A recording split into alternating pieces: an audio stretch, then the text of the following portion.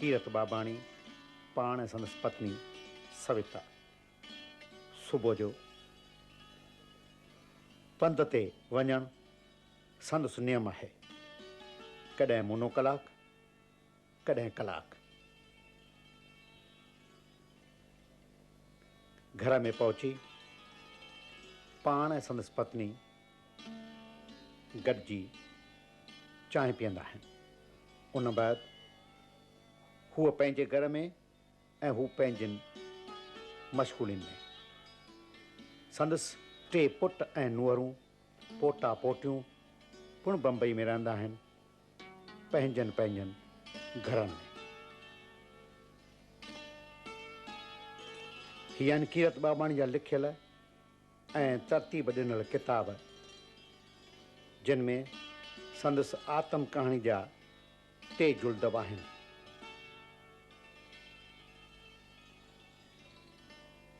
कीरत बाबाणी जी library में सिंध ऐं सिंधियुनि ते केतिरा ई किताब आहिनि जे हू वर वर पढ़ंदो आहे।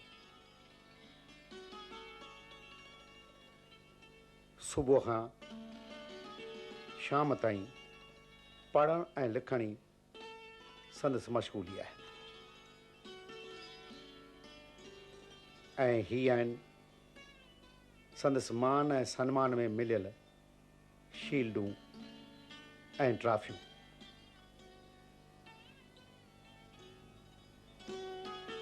कीरत बाबाणी ऐं सविता जो कुझु साल अॻु निकितल फोटो।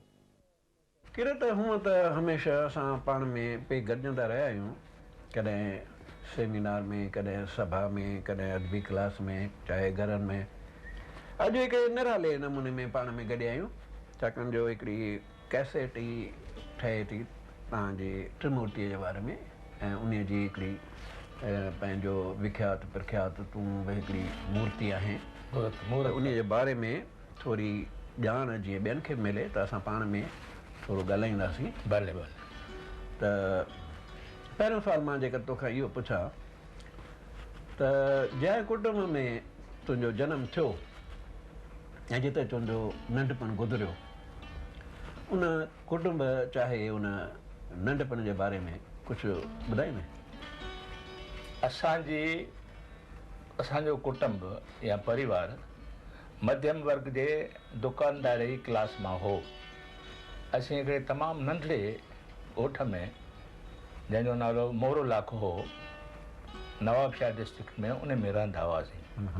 ऐं उन ॻोठ में 10-15 घर हिंदुनि जा हुआ ऐं बाक़ी 100-150 घर मुस्लमाननि जा हुआ। असांजी दुकानदारी हुई, तंहिंजे करे घणे भाङे जेके बि ॻोठ जा माण्हू हुआ उन्हनि सां असांजो प्रेम हो, छाकाणि कंधो वग़ैरह उहो असां खां खणंदा हुआ, दुकानदार। ॿियो वरी असांजो हिकिड़ो चाचो हो जेको पासे में हिकिड़ो जंगल हो, उन मां लकड़ियूं जो ठीको खणी ऐं उन मां कोयला ठाराए ऐं शहरनि में विकिणंदो हो। त मां कॾहिं कॾहिं उॾाए वेंदुसि ऐं कॾहिं कॾहिं हिते हूंदुसि। असांजे कुटुंब में 5 भाउर हुआ ऐं हिकिड़ी भेण हुई। मुंहिंजो जेको पीउ हो सो वॾे में वॾो भाउ हो ऐं उन खां पोइ ॿिया 4 भाउर हुआ। नंढे हूंदे या 3-4 सालनि जो मसो होसि त मुंहिंजो पीउ गुज़ारे वियो। पर उन जी मूंखे एतिरी सांभर कोन्हे ऐं मूंखे इहो बि ख़बर कोन्हे त उन वक़्तु मुंहिंजो रद अमल छा हो। तंहिंजे करे जेको ॿियो मुंहिंजो चाचो हो, मुंहिंजो उन सां नींहुं थी वियो। मां ॼण उनखे बाबा बाबा करे चवंदो हुउसि ऐं उहो मूंखे गॾु सुम्हारींदो हो।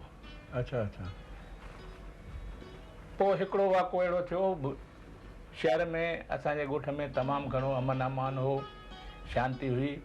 पर हिकिड़ो अहिड़ो दुखदायक वाक़ो थियो जो तव्हांजे कुटुंब सां? हा, असांजे कुटुंब सां हिकिड़ो तमामु निहायत हैबतनाक हिकिड़ो वाक़ो थियो, जो हिकिड़ी राति जो चोर असांजे घर जे भरिसां जेका ओताक हुई, जंहिंमें मुंहिंजा 2 चाचा सुम्हंदा हुआ, हिकिड़ो उहो जंहिंखे मां पंहिंजो बाबो करे सम्झंदो हुउसि, उन्हनि ॿिन्ही खे क़तल करे हलिया विया।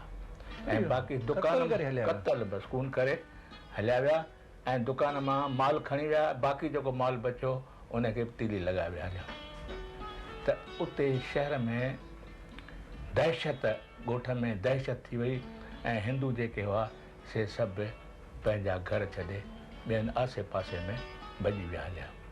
असांजो जेको हुयो सो बि घर लॾण लाइ तयारु थियो।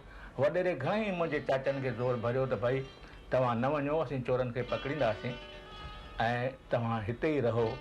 पर छाकाणि त डपु एॾो हो जो उन वक़्तु मुंहिंजे चाचनि इहा ॻाल्हि क़बूल कान कई ऐं असीं भरवाड़े हिकिड़े ॿिए साबूराऊ शहर हो जंहिंमें मुंहिंजी नानी रहंदी। असां वरी उन में अची थोरा महीना रहियासीं ऐं पोइ वरी नवाबशाह में पंहिंजी जॻह ठाराए वञी उते रहियासीं। पर इहो जेको वाक़ो थियो जिन खे तुंहिंजे चाचनि खे पंहिंजो क़तल करे विया, त इहो कंहिं दुश्मनीअ जे करे या को तुंहिंजे चाचनि हुनखे को जवाबु ॾिनो या हुनखे रोकियो चोरीअ खां या कीअं? न, तुंहिंजी उमिरि तुंहिंजी उमिरि उन वक़्तु घणी?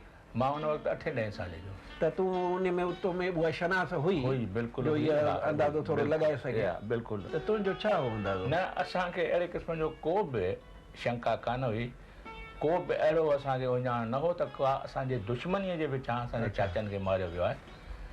छो त उहे अहिड़ा पंहिंजो ख़ुदा तरस ख़ुदा तरस माण्हू आहे ऐं सभिनी जो भलो चाहींदड़ हुआ जो उन्हनि खे केरु ईअं इन नमूने में दुश्मनीअ में मारियो उहा ॻाल्हि कान्हे।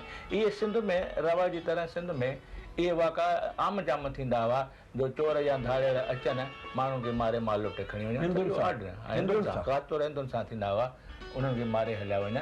इहे त सिंध में आम जाम वाक़ा थींदा हुआ उन ज़माने में। पर उहो कम्यूनल सिर्फ़ु इन करे छाकाणि जो उन में थोरो नज़र ईंदो। हा बिल्कुलु, हिंदुनि वटि माल फुरण लाइ वॾेरे बि ॾाढी कोशिशि कई ऐं पुलिस बि आई, पर उन्हनि जो कुझु पतो पछाड़ीअ ताईं असांखे कोन पियो ऐं असीं छॾे हलिया। अच्छा, हाणे तुंहिंजी जेका तालीम थी इता ॻोठ मां शुरू थी हूंदी? हा, ॻोठ मां ॾाढे। इन तालीमी अरसे में तुंहिंजो पंहिंजो अनुभव कहिड़ो रहियो आहे?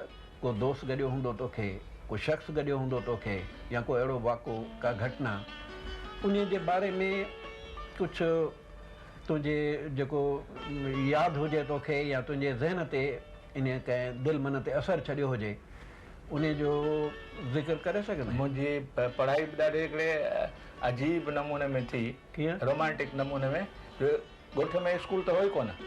उन वक़्तु जेका पढ़ाई थींदी से असां मस्जिद में मुले वटि वञी संदुल ते वेही पढ़ंदा हुआसीं। मां पाण पढ़ियो आहियां। हा, त पोइ मुले वटि मुंहिंजी पढ़ाई जी शुरूआति थी ऐं मां पहिरीं त स्कूल वञण खां इनकार कयो, पर पोइ मुंहिंजा जेके ॿ वॾा भाउर हुआ मुंहिंजा, उहे मूंखे टंगा टोली करे मुला वटि छॾे विया। तोखे डपु छा आहे स्कूल में? हा, स्कूल जो जेको डपु हो उहो पोइ हिकिड़ो दफ़ो वियुसि मां हुते, उन खां पोइ उहो सॼो डपु लही वियो।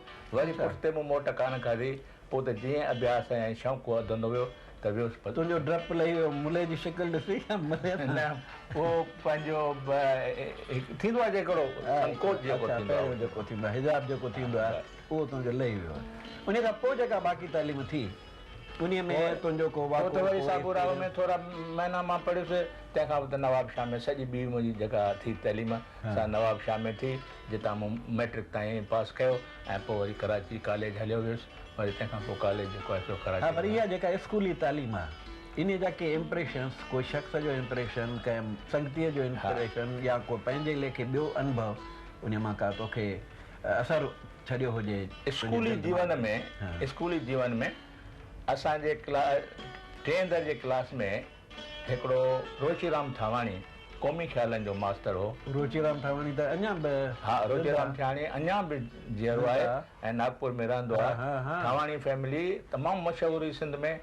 क़ौमी सॼो कुटुंब जेको हुयो सो क़ौमी ख़्यालनि जो हो ऐं इहा चवणी हुई त भई जीअं नेहरूअ जो सॼो कुटुंब पंहिंजो जेल में वियो त थावाणी जो बि सॼो कुटुंब 1942 में जेल में।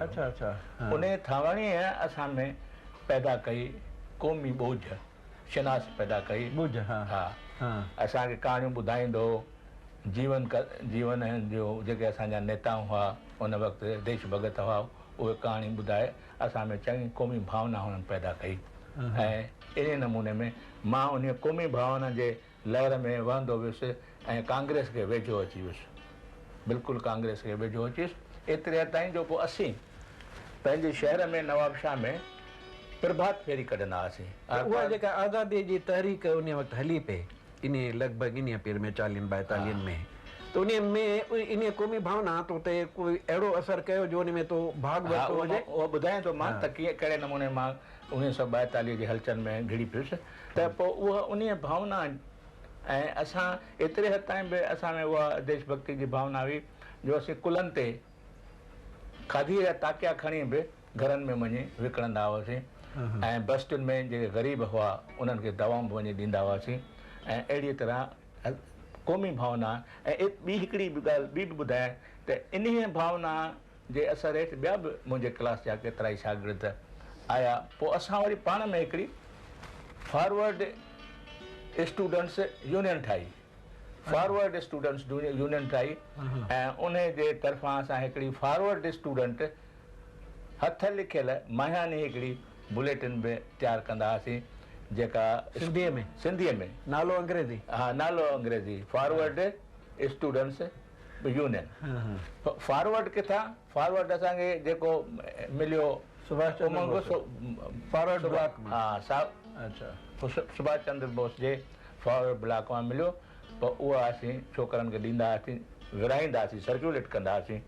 ऐं अहिड़ीअ तरह मां तमामु वेझो थी वियुसि। ऐं पोइ ओचितो 9 अगस्त 1942 में करो या मरो जो आवाज़ ॾिनो महात्मा गांधीअ ऐं क्विट इंडिया, अंग्रेज़ भारत छॾे वञो मूवमेंट थी। उन 9 अगस्त ते असांखे स्कूल में पतो पियो त नेताउनि खे गिरफ़्तार करे विया आहिनि। मां वञी पंहिंजे सॼे स्कूल में हिकु हिकु क्लास में वञी नारा हणी ऐं शागिर्दनि खे ॿाहिरि कढियो। पोइ असीं हिकिड़ो जुलूस ठाहे ऐं शहर में निकिरी पियासीं। छाकाणि असांजो स्कूल जेको विल्सा स्कूल जंहिंमें असीं पढ़ंदा हुआसीं उहो स्कूल असांजो मैल ॾेढ शहर खां परे हो। पोइ असां उतां जुलूस कढियो, छोकिरियुनि ऐं छोकिरनि गॾिजी जुलूस कढी उतां असीं आयासीं, सॼे शहर खे परिक्रमा ॾेई पोइ अची विच बाज़ार में बीठासीं। त ओॾी महिल असांखे नियापो आयो त हाणे पुलिस अचे थी, असां भॼी वियासीं। मां वञी हिकिड़े दोस्त जे जुलूस तो पे लीड कयो? जुलूस मूं पे लीड। नंढे हूंदे खां मूंखे न इहो जनून हो, इहो जनून हो मूंखे नंढे हूंदे खां। यकदमि नियापो आयो त पुलिस थी अचेव, तव्हां पंहिंजो निकिरी हलिया। मां बि यकदमि निकिरी ऐं वञी कंहिं दोस्त जे घर ज़ेर ज़मीन थी 3 ॾींहं उते वेठो हुउसि। पोइ मां बीमार थी पियुसि ऐं घर जॾहिं मोटी आयुसि त पुलिस अॻु में ताड़ में वेठी हुई। यकदमि मूंखे गिरफ़्तार करे लाकअप में हणी आहियां। कुल घणा महीना तूं जेल में रहे? टोटल मां 11 महीना जेल में रहियुसि। 11 महीना जेके तूं जेल में रहे उन पंहिंजे जेलनि जो उन सज़ा भोगण जो कोई पंहिंजो अनुभव या आज़मूदो? इहा सज़ा कोन हुई, हिननि इहो असांखे नज़रबंद करे रखियो हो। अच्छा अच्छा। हा, नज़रबंद। उन्हनि न को केस हलायूं न को ॿियो, पर नज़रबंद करे रखियऊं जंहिंखे डिटेन्यूस चवंदा हुआ। डिफेंस ऑफ इंडिया एक्ट हेठि उन्हनि खे गिरफ़्तार कंदा जिन मां ख़तरो हो स्टेट खे, ऐं उन अंदरि असांखे गिरफ़्तार करे पोइ सखर जेल में वठी विया। उनजो तुंहिंजो पंहिंजो कोई अनुभव इन जेल वारे अरसे जो? उन में मुंहिंजो वॾे में वॾो जेको अनुभव थियो मूंखे जेल जे अंदरि सो मुंहिंजी शोभे सां मुलाक़ात। पहिरियों ई दफ़ो मुंहिंजी शोभे ज्ञानचंदाणीअ सां मुलाक़ात थी सखर जेल में। ॾाढी पंहिंजो हिकिड़े अहिड़ी शख़्सियत, अट्रैक्टिव शख़्सियत हुई जो मां हुन ॾांहुं छिकिजी आयुसि ऐं हुन बि ईअं महसूसु कयो त मां बि हुनखे कशिश कयो। पोइ त असीं अहिड़ा दोस्त थी वियासीं जो जेल में इहा असांजी जोड़ी मशहूरु थी वई ऐं असीं पंहिंजो गॾिजी घुमंदा हुआसीं, असीं गॾिजी खाईंदा हुआसीं ऐं गॾिजी किताब पढ़ंदा हुआसीं। उन्हनि ॾींहंनि में हिन मूंखे साम्यवाद जो किताब ॾिना पढ़ण लाइ ऐं उन साम्यवाद जे किताब पढ़ंदे पढ़ंदे मुंहिंजी काया कलप थी वई। मुंहिंजे वीचारनि में हिकिड़ो इनकलाब अची वियो हुयो। छाकाणि पहिरीं जेके मुंहिंजा क़ौमी वीचार हुआ, यानी कांग्रेसी नमूने जा जेके वीचार हुआ, उन खां ही जेके वीचार हुआ साम्यवाद जा वीचार, से बिल्कुलु हिकिड़ा जंहिंखे रेडिकल चइजे इनकलाबी वीचार जेके हुआ से हुआ। कांग्रेसी मूवमेंट जेका हुई, आज़ादी जी मूवमेंट, उनजो रुॻो हिकिड़ो मक़सदु हो, हिकिड़ो आदर्श हो त क़ौमी अंग्रेज़नि खे भॼाइणो आहे ऐं क़ौमी आज़ादी हासिलु करणी आहे, पॉलिटिकल आज़ादी। पर पॉलिटिकल आज़ादी खां पोइ छा? करोड़े जेका भारत जी जनता हुई उन्हनि जे बुख जो सुवालु, बेरोज़गारी जो सुवालु, उन जे तइलीम जो सुवालु, उन जे पंहिंजो ॿियनि सहूलियतुनि जो सुवालु, उन जे न्याय जो सुवालु, उहो किथां? छाकाणि उहो त पोइ जॾहिं सिस्टम बदिलिजे तॾहिं उहा ॻाल्हि अची सघे थी। रुॻो क़ौमी आज़ाद पॉलिटिकल फ्रीडम मां कोन थी अची सघी। पर हिते हीअ जेका फिलासफ़ी, साम्यवादी फिलासफ़ी, तंहिं मूंखे एॾो कशिश कयो, छाकाणि उन में हर चीज़ जे लाइ इकॉनॉमिक आज़ादी जी बि, सोशल आज़ादीअ जी बि, इहे सभु जेके आहिनि से प्रोग्राम हुआ। तंहिंजे करे इन जेल जे अंदरि ई मां कांग्रेसी वीचार, कांग्रेस फ़िलसफ़े खां हटी मां साम्यवादी फ़िलसफ़े ॾांहुं हलियो वियुसि ऐं पोइ ॿाहिरि निकितुसि त मां कम्यूनिस्ट पार्टीअ सां कमु करणु लॻुसि। त माना हिकु जेका कांग्रेस जी जेका फिलासफ़ी हुई, आज़ादी जी जेका तहरीक, उन तुंहिंजे दिलि खे छुयो ऐं हीअ जेका ज़हन खे उहा तोखे वधीक लॻी क़बूल करण जहिड़ी ऐं वधीक उन में वधीक बहिरो वठण जी। इहो त तो जीअं पाण चयो आहे त सियासी तहरीक में उन खां पोइ जेको आहे सो गिड़ी पे ऐं उन में बहिरो वठणु जेको आहे सो तूं शुरू कयो। पोइ त मां बिल्कुलु सरगर्म कमु कंदो, मां लेबर में कमु करणु लॻुसि, स्टूडेंट। माना पोइ तूं उन ॿियो कम्यूनिस्ट पार्टीअ जो मेंबर बि थियो उन मेंबर कम्यूनिस्ट पार्टी अहिड़ो तकिड़ो कोन कंदी आहे। अच्छा। हा, पर मां उन्हनि सां गॾिजी कमु कंदो हुउसि। स्टूडेंट्स जेके हुआ पंहिंजो लेबर यूनियन में बि ऐं स्टूडेंट्स में बि मां कमु कंदो हुउसि। ऐं उन्हनि जो पोइ जेको कल्चरल फ्रंट ठहियो, नई दुनिया पब्लिकेशन, उन कल्चरल फ्रंट ते बि मां कमु करणु लॻुसि। अच्छा, तुंहिंजी साहित्य में दिलचस्पी कीअं पैदा थी? उहो बि हिकिड़ो अजीब क़िस्म जो वाक़ो आहे त इहे जॾहिं मां वियुसि कराची वञी पहुतुसि कॉलेज में, हीअ ॻाल्हि जेका मां तव्हांखे ॿुधायो हुयुसि, त उते ॿिनि क़िस्मनि जूं ग्रुप्स कराचीअ में, छाकाणि उन ज़माने में तव्हां सोचो त आज़ादी जी मूवमेंट जी लहर उथी हुई, जंहिंमें असीं सभई जवान जेके हुआसीं जेलनि में वियासीं। तंहिंखां पोइ ॿियो जेका लहर उथी हुई सा हुई रूसी इनकलाब जी लहर उथी, जंहिंमें साम्यवाद जो जेको आहे सो वॾी फिलासफ़ी जो तमामु वॾो फैलाव थियो हो। इन्हनि सभिनी गॾिजी सिंध में बि असरु कयो। सिंध में बि नंढियूं नंढियूं ग्रुप्स जेके आहिनि जुदा जुदा हंधनि ते ठहियूं, जंहिंमें साम्यवादी वीचारनि जा जो फैलाव करण लाइ पैदा थिया आहिनि।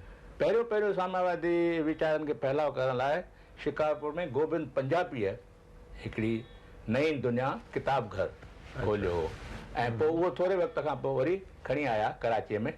ऐं हू छाकाणि त थोरो हलाए न पिए सघियो या हुनखे ॿियूं के मजबूरियूं हुयूं, त पोइ इहो कम्यूनिस्ट पार्टीअ वारनि इहो वरितो हिन खां नई दुनिया किताब घर ऐं मालीअ खे हलाइण लाइ उहो हिननि ॾिनो। मालीअ वरी उन नए किताब घर जे बैनर हेठि हिकिड़ी मंथली मैगज़ीन जेका कढी, जंहिंजो नालो रखई नई दुनिया माहवार रसालो। अच्छा। हा। उन नई दुनिया माहवार रसाले हिकिड़ो सिंधी कहाणियुनि जो स्पेशल पर्चो कढण जो ऐलान कयो। त माली मूंखे चैलेंज ॾिनो, भई तूं लिखंदे इन लाइ कहाणी, इन अॻ में तो कुझु लिखियो कोन? इन खां अॻु मूं कुझु कोन लिखियो सवाइ हिन जे जो जेका कम्यूनिस्ट पार्टीअ जी हुई हफ़्तेवार अख़बार सदाकत, रुॻो मां उन खे एडिट कंदो हुउसि या उन लाइ लेख तर्जुमो कंदो हुउसि। पोइ मूं चयोमांसि मां लिखां त तूं पंहिंजो पब्लिश कंदे पंहिंजे मैगज़ीन में? चई हा कंदुसि। पोइ वरी मां कहाणी ॻोल्हण लाइ कराची जे शहर जे घिटियुनि में निकिरी पियुसि त कहाणी ॻोल्हे अचां। ऐं इतफ़ाक़ कहिड़ो थियो जो मां जीअं बंस रोड जेको इहो आहे तंहिं मां पे लंघियुसि। हा, कहाणी कीअं मिली? कहाणी कीअं मिली त हिकिड़े मिठाई जी दुकान ते ॾिठुमि त हिकिड़ो मेड़ाको लॻो पियो आहे। अच्छा। मूं जाती पाए वञी अंदरि ॾिठी त भई छा आहे पोइ हेॾो मेड़ाको छो आहे? ॾिसां त हिकिड़ो नंढो 10-12 सालनि जो छोकिरो आहे, तंहिंखे मोचड़ा पिया लॻनि ऐं टमाटुनि मथां टमाटू मिठाईअ वारो। मूं ॾिठो त मूं पुछियो भई छा आहे माजरा? चई हिन चोरे मुंहिंजी जिलेबी जेका आहे सा चोराई आहे। इते मुंहिंजे ज़हन में इहा कहाणी अची वई, कहाणी मूंखे मिली वई। मूं कहाणीअ जो सिरो रखियो जिलेबियुनि जो चोर, जेका मुंहिंजी पहिरीं कहाणी। अच्छा, विरहाङे ताईं सम्झो ॿी बि हिकिड़ी कहाणी लिखियमि, हा, जंहिंजी हूअ पर उहा पार्टीशन जे बारे में पंजाब में जेके फ़साद थिया हुआ उन्हनि फ़सादनि जे बुनियाद ते मूं हिकिड़ी ॿी लिखी। सिर्फ़ु इहे 2 कहाणियूं विरहाङे जे खां अॻु में सिर्फ़ु 2 कहाणियूं लिखियूं, बाक़ी रुॻो ख़ासि करे अख़बार नवीसे जो जेको कमु हो सो मां कंदो। किरे त विरहाङो असां सिंधियुनि लाइ हिकु वॾी दुर्घटना रहियो आहे। इन विरहाङे जे बारे में तव्हां मार्क्सवादियुनि जो कहिड़ो तसवुरु हो? तुंहिंजे सुवाल जा ॿ भाङ आहिनि। हिकिड़ो इहो त विरहाङे लाइ कम्यूनिस्ट पंहिंजो तसवुरु असांजो चाहो ऐं ॿियो त असां हुनजी हिमायत कई। पहिरीं ॻाल्हि तसवुर जो सुवाल थो पुछी त पाकिस्तान जो तसवुरु कंहिं वटि बि कोन हो, कंहिं बि पार्टीअ वटि कोन हो। जेकॾहिं हो त रुॻो ब्रिटिश इम्पीरियलिज़म वटि हो तसवुरु त असां हिन सब कॉन्टिनेंट खे विराहे टुकड़ा करियूं ऐं हिंदुनि मुस्लमान जो दाइमा झगड़ो क़ाइमु करियूं। कम्यूनिस्ट पार्टी जी इहा मुराद कान हुई। तंहिंजे कम्यूनिस्ट पार्टीअ विरहाङे जी हिमायत न कई जीअं तूं थो चईं, पर उन्हनि रुॻो पाकिस्तान जे बारे में जेके शंकाऊं हुयूं मुस्लिम लीग जूं उन्हनि खे इनकरेज कयो ऐं indirectly we can say that they have played a part in creating certain situation where the country was divided.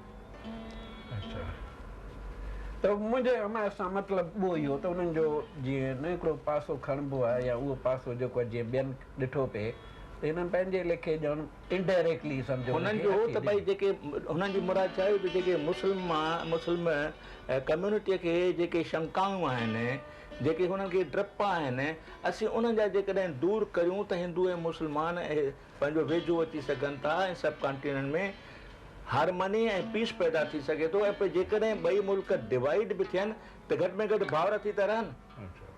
पर ब्रिटिश इम्पीरियलिज़म जी उहा मुराद कान हुई।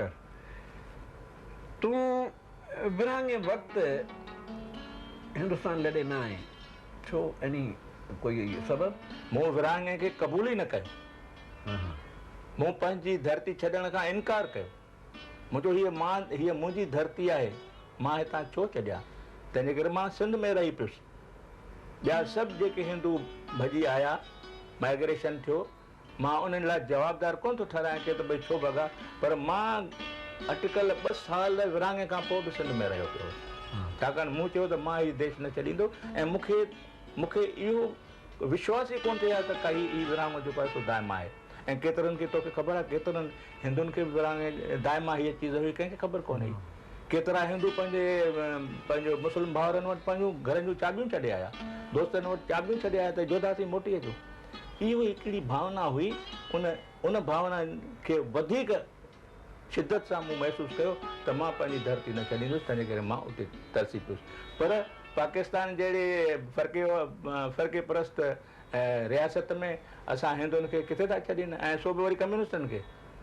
यकदमि असां सभिनी खे जेके हिंदू हुआसीं, कराची कम्यूनिस्ट पार्टी आहे, उन्हनि सभिनी खे पकिड़े वञी कराची जेल में विधऊं।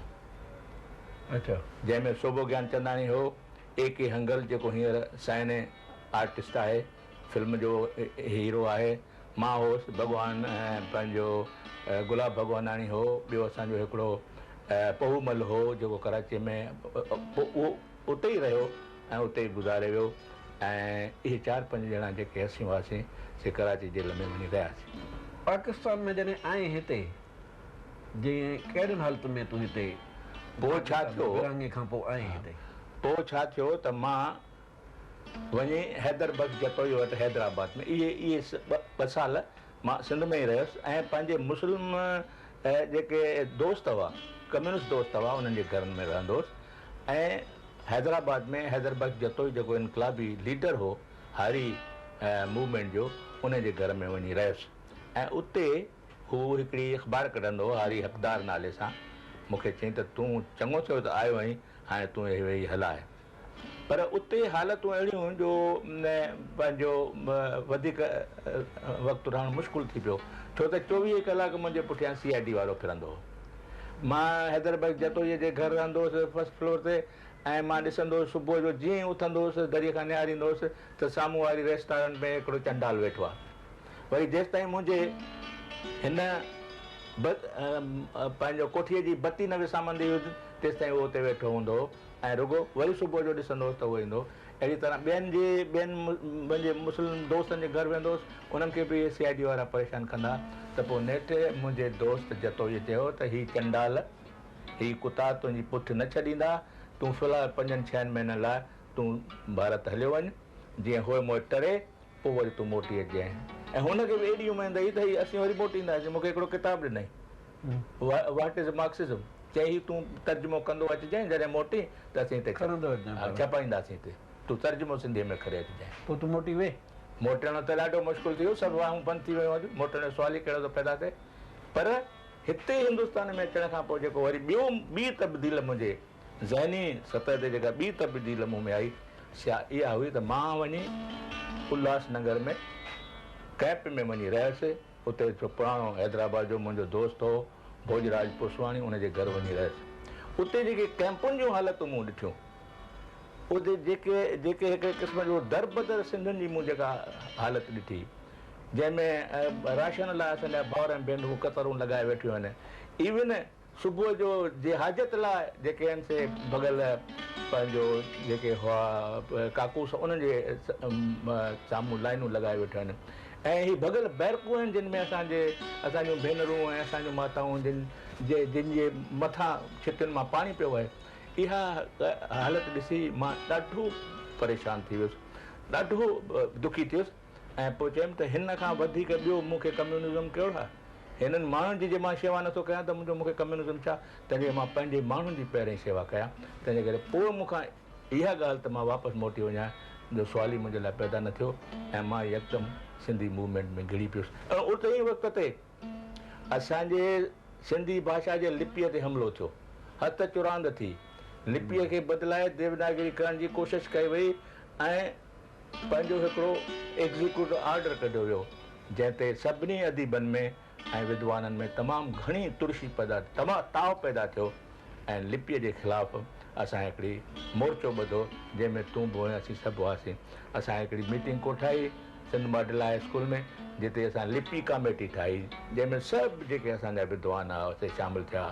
अज़ीज़ भो, कल्याण भो ऐं ॿिया नौजवान भुआ, पंहिंजो मोती भो, राही भो ऐं पंहिंजो पोपटी भुई, सभु असीं गॾु हुआसीं। असां लिपीअ जी तहरीक हलाई।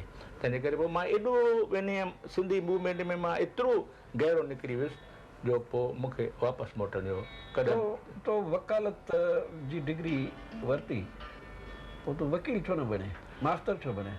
ऐं हीअ त केस जे कंहिं वकालत जे ज़रिए तूं लड़ी सघे हा वधीक। बराबरि, इहा तुंहिंजी सही ॻाल्हि आहे। इहो जेको आहे मंतक सो सही आहे त मां छो न वकील छो न थियुसि, मास्टर छो वञी थियुसि। उन लाइ मूंखे ॿ ख़ासि ॻाल्हियूं हुयूं। कहिड़ा?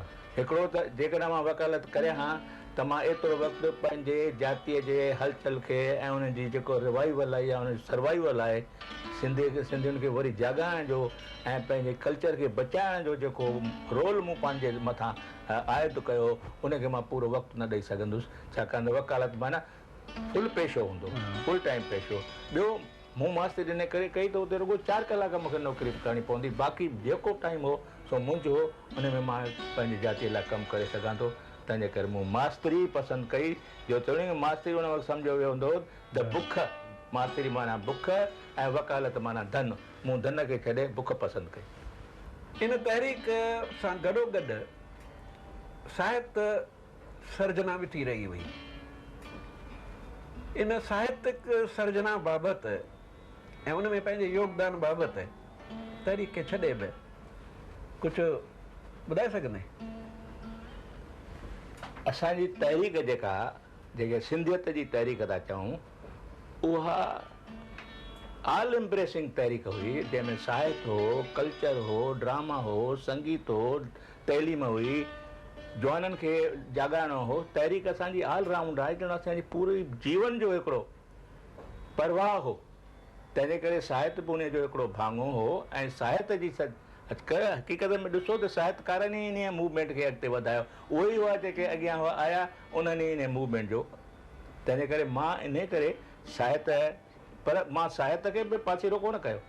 मां इहा ॻाल्हि मञा थो जे मूवमेंट में ज़्यादा वक़्तु न ॾेई साहित्य सर्जन में ॾियां त थी सघे थो त क्वालिटी ऐं क्वांटिटी में चङो फ़र्क़ु पइजी वञे। इन सॼे अरसे ॾींदे तुंहिंजे नज़र में इन जी हासिलात छा थी आहे? सिंधी मूवमेंट जी जेकॾहिं हासिलात खे हिन वक़्तु जेके असीं उन खे एसेस कयूं त मूंखे केतिरियूं पॉज़िटिव चीज़ूं केतिरियूं पॉज़िटिव हासिलातूं मूंखे नज़र अचनि थियूं। वॾे में वॾी हासिलात ही मूवमेंट इहा आहे त मूवमेंट सिंधी जातीअ खे कनेक्ट करणु, सिंधी जातीअ खे गॾे रखण में वॾो हथियो साबित थी आहे। एतिरे हद ताईं जो अॼु उहा मूवमेंट भारत जूं सरहदूं टिपी ऐं ॿाहिरिनि मुल्कनि में बि इहा मूवमेंट जेका सिंधियत जी मूवमेंट सां वई आहे। ख़ासि करे हिते हिन हालत में जॾहिं असां हिते छिड़ विछड़ हालत में रहूं था जुदा जुदा प्रांतनि में, त इहा मूवमेंट असांजी लाइफ लाइन आहे, लाइफ लाइन आहे, लिंक आहे। ऐं इहा अञा ताईं बि असांजी इहा मूवमेंट जेका आहे सा वाइटल नेसेसिटी आहे असांजी, ऐं उन मूवमेंट खे असांखे छॾिणो न आहे, छाकाणि त असां वटि प्रांत बि कोन्हे, असांजे ॿोलीअ ते हर वक़्तु हमिलो थियण जो इम्कानु आहे, असांखे पॉलिटिकल पावर कोन्हे, त पोइ इहा असांजी जातीअ जी एकता क़ाइमु करण वारी जेका मूवमेंट आहे इहा असांजे लाइ तमामु अहम आहे। इहा मूवमेंट ख़ुदि सिंध तरफ़ पंहिंजा असर करे थी ऐं सिंध ॾांहुं बि असांजा नियापा वञनि थो, त सिंध में बि जेका GS मूवमेंट आहे असांजे हिन तह खां इंस्पायर थिए थी ऐं असांजी ॿिन्ही सरहदुनि जे ॿिन्ही पासे इन मूवमेंट खे तमामु घणी अहमियत आहे। मां सम्झां थो इहा इन लाइ बि ज़रूरी आहे त असांजो असुलु जेको हेरिटेज आहे सिंधी आहिनि जेसि ताईं ऐं इहा सिंध आहे, सिंध आहे त मुअनि जो दड़ो आहे, इहो जेको हेरिटेज आहे सो सिंध में आहे। त सिंध सां असांजे लिंक रखण वारी जेका चीज़ आहे सा असांजी ॿोली आहे, इहा तहरीक आहे। किरत हाणे पहुतायूं अची पंहिंजे हिन ते हिकिड़ो आख़िरी सुवाल मां तोखां पुछां, हीअ हयाती तोखे जेकॾहिं वरी जीअण लाइ मिले त कीअं जीअणु चाहींदे? बिल्कुलु साॻे नमूने में या कुझु नए नमूने में? अहिड़ी सौगात जे मूंखे मिले, सम्झो मिले थी तोखे, मूंखे मिले थी अहिड़ो वर, कोई ऋषि वर को मूंखे वर ॾिए थो, त मां इहा जीवन जेके मूं हिन जीवन में ख्वाब या सुपना पूरा न करे सघियो आहियां, मां उहे पूरा करण जी कोशिशि कंदुसि। मिसाल, सिंधियुनि में एकता जी अञा ज़रूरत आहे, उन एकता खे मां टाइम ॾींदुसि। जेकॾहिं पाण बि चाहिनि न पाण उन्हनि खे ज़ोरीअ मञिणो पवंदो। हे हालतूं अहिड़ियूं खेनि मजबूर कंदियूं त सिंधी जाती जेकॾहिं तव्हां गॾिजी नथा रहो त टिड़ी पकड़ी वेंदव ऐं तव्हांजी जेका हालत आहे सा तमामु ॾुखी हालत थी वेंदी। तंहिंखां पोइ मुंहिंजो वॾे में वॾो ख्वाब हो त सिंध आज़ादु थिए, सिंध में सिंधू प्रदेश जेको आहे सो उहो थिए, त उहा मुंहिंजी जेका सपनो आहे सो अञा रहियो पियो आहे। ऐं जेकॾहिं मूंखे सचपच वरी ॿिया 75 साल मिलनि था त मां इहे 2-3 जेके मुंहिंजा सुपना आहिनि उनखे पूरा करण में मां पंहिंजी जीवन ॾींदुसि। वरी बि मां मास्तरी क़बूलु कंदुसि, वकालत क़बूलु कोन कंदुसि। अच्छा किरे त असांजे सिंधियत जे काफ़िले कुझु मुफ़ासिला तय कया आहिनि, कुझु मंज़िलूं पातियूं आहिनि, पर लॻे थो अञा बि पंधु कुझु परे आहे। इन खे ख़्याल में रखंदे आईंदे जे लाइ के 68 के उमेदूं के ख़्वाब कुझु चवणु चाहींदे? जातीअ जो इतिहास जेको आहे सो 50 सालनि जे अंदरि पूरो न थींदो आहे। हीअ मां जेको मुफ़ासिलो असां 50 सालनि में पूरो कयो आहे, उन में असां घणेई ॾुखिया लंघिया आहियूं ऐं अञा त जाती जेका आहे सा 100,000 सालनि जा मुफ़ासिला उनखे तय करणा आहिनि।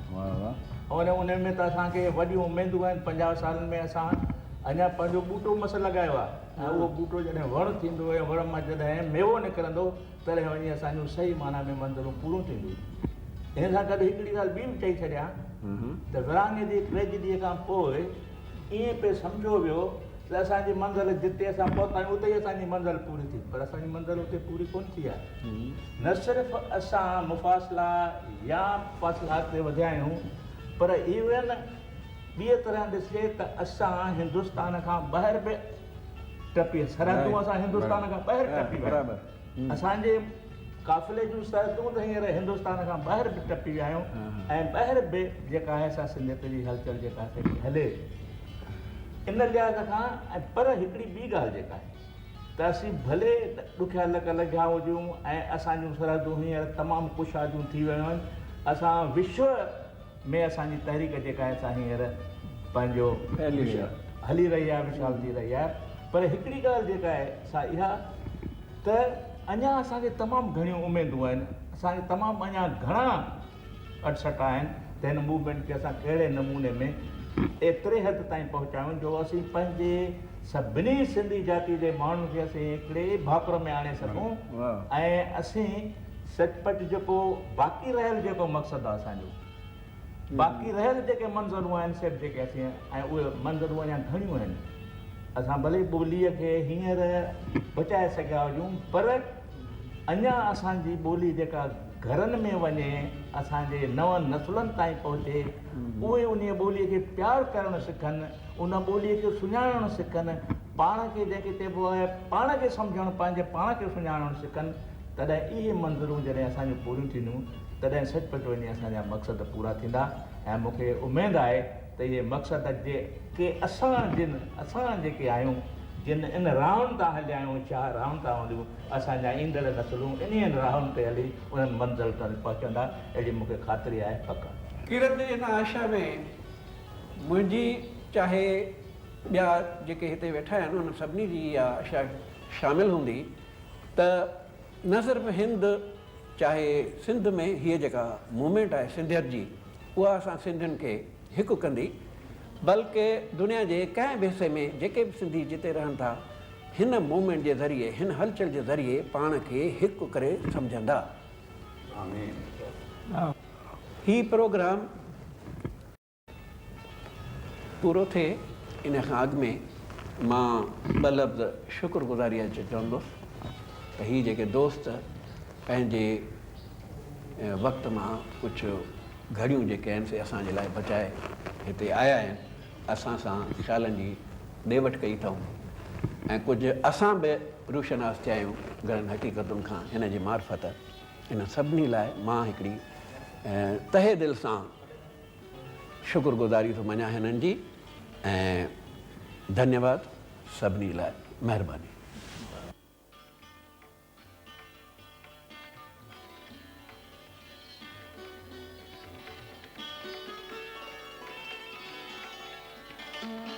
साईं सदाईं गॾु सिंधी अचो थोरो अॻियां थींदा हलो त वधीक क्लोज़अप थिएव। अचो थोरो अचो।